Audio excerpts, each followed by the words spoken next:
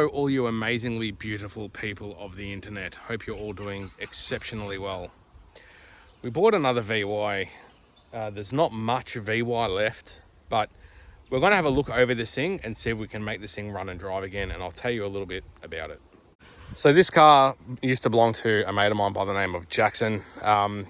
This was his daily. It is a factory VY S-Pack sedan manual, factory manual car. It's been sitting here for quite a number of years, looking very, very sorry for itself. As you can see, the Mother Nature has tried to reclaim what is rightfully hers and is very much taking over this car. But we're going to see if we can make this thing run and drive again.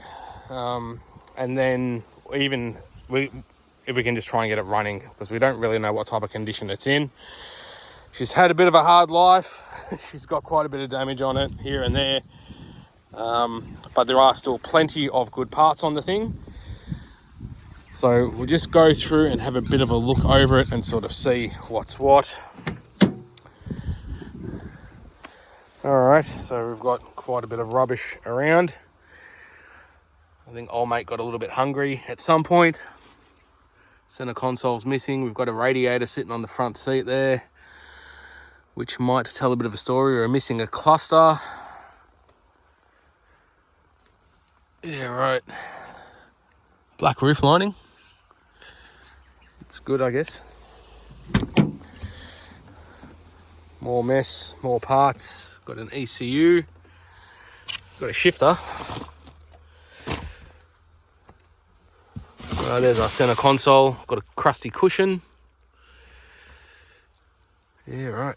Let's have a look in the boot. Let's pull the emergency release.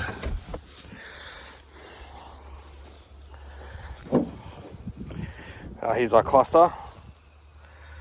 So that's that. More rubbish, more mess. Not much in the way of parts though, except for a radiator, a shifter, and a cluster. Let's see what's going on under the bonnet.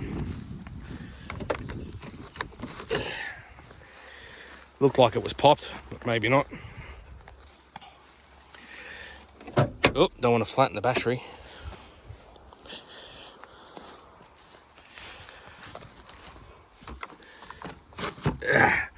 Bear with me, I'm going to see if I can get the bonnet open.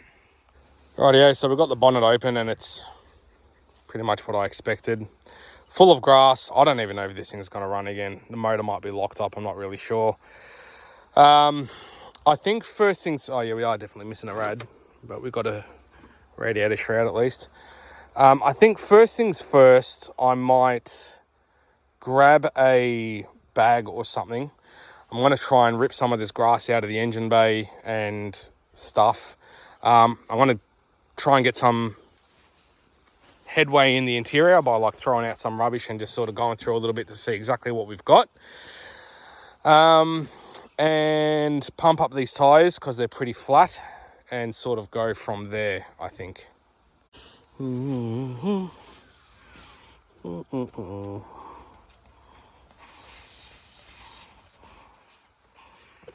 And pump.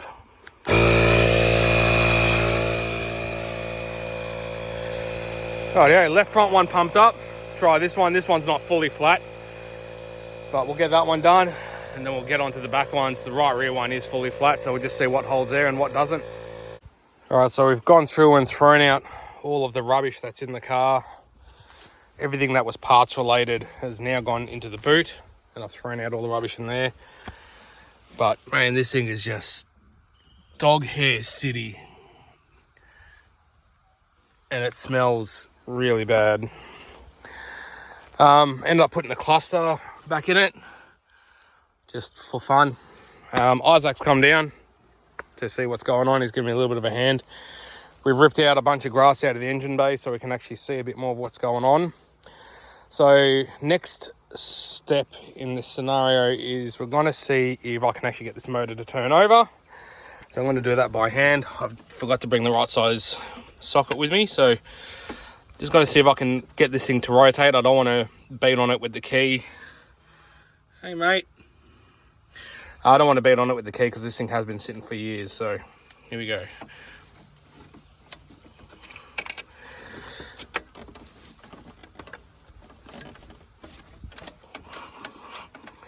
Yeah, it turns. That's good. So she turns over. So next thing we're going to do, flop me, we're missing battery terminals. That's going to make life interesting. I'm just going to do a basic fluid check. So I'm just going to check the oil and that's probably it. I might check brake fluid. See if we've actually got a brake pedal, see if we've got a clutch pedal.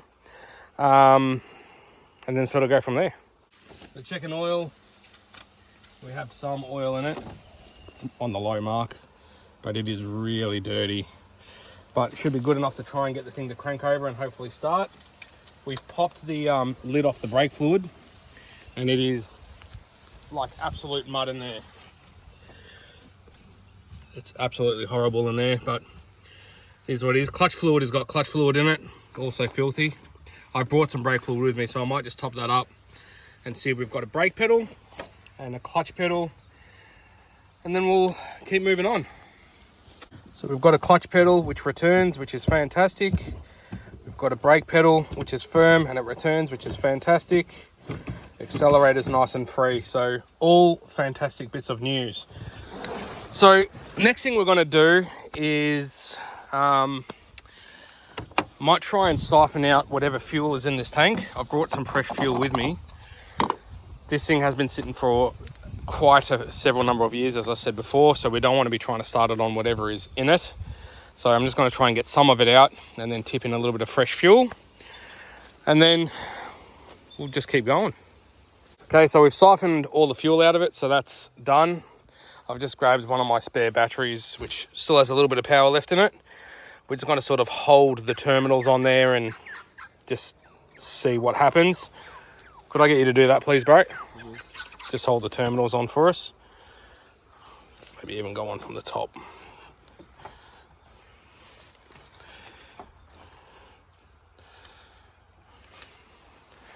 Oh, nothing's on fire yet, which is great.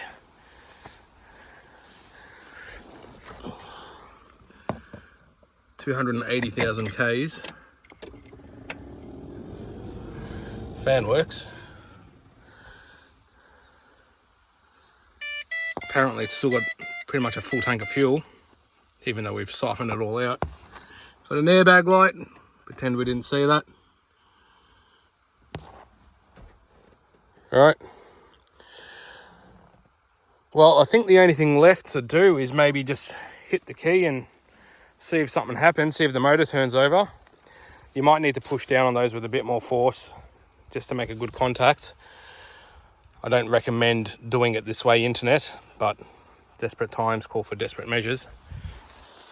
All right, we're going to bump the key. Nothing.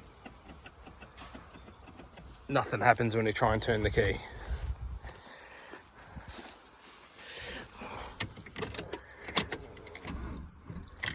Oh, she bumped a little bit. Might just be flat.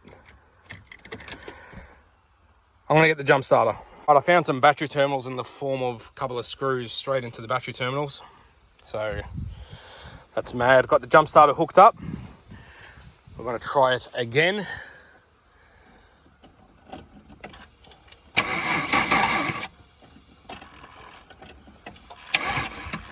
Yeah, we don't have a lot of power in this jump starter. Well, she's cranking over, which is something at least. See if I can get this on there. Maybe a little bit of a better way. Maybe straight onto the battery like that. Or actually, probably better if I go onto the terminals.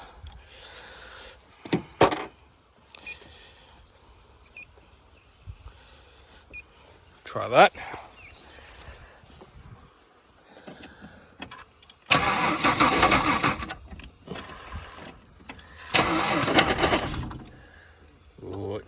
trying to bark off, but it doesn't sound real good.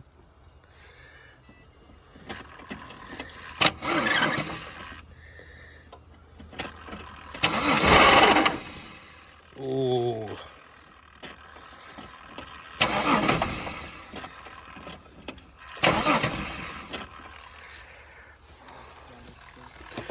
Jump starter's flat. Bugger. Good news is it's running. Bad news is it sounds like that.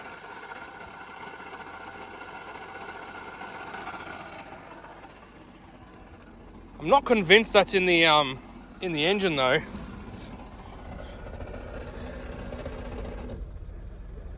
Look at that. Put your foot on the clutch, it shuts up. That's great news.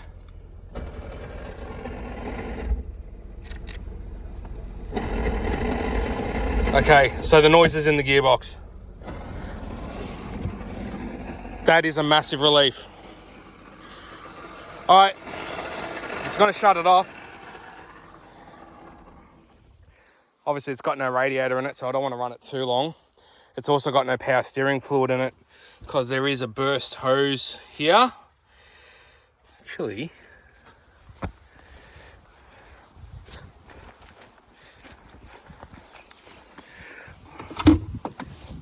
could it be?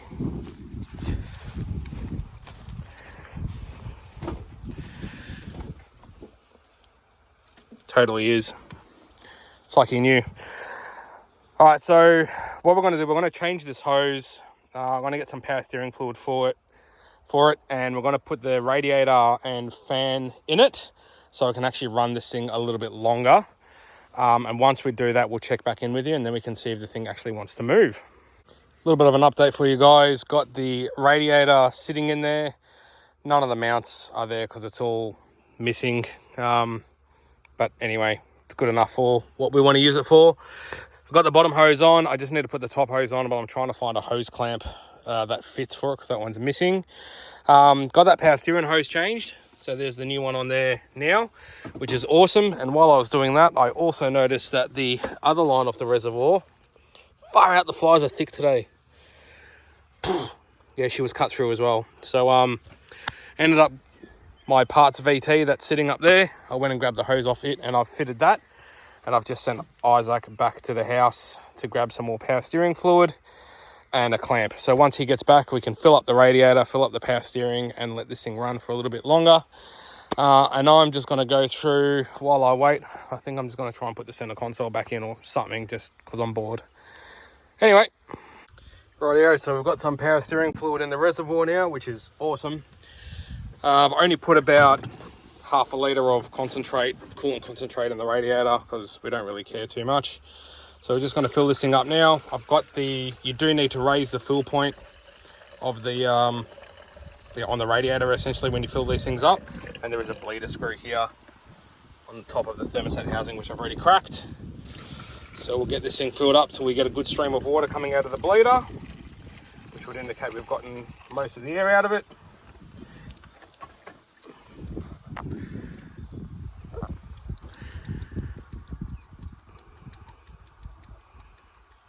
Go a little bit more,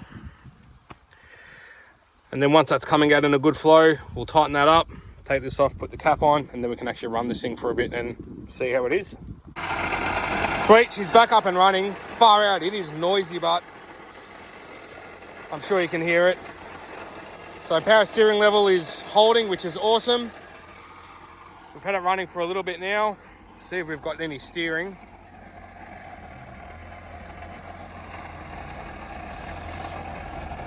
Which we do, which is fantastic news as well. We've got power steering. So I guess the only thing to do now is see if we can maybe get this thing to move. But I'm just going to try and rip some of this grass and stuff out of the way.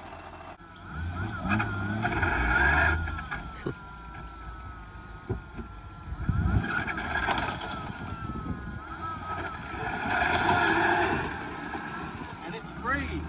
Yay.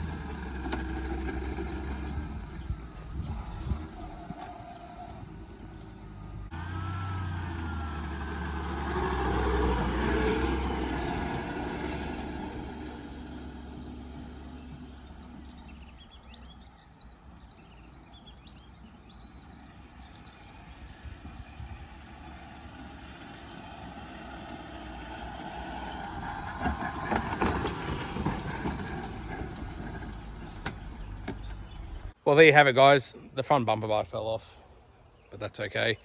We're able to get this thing up and running, and it does move, but there is a major issue with the gearbox in this thing.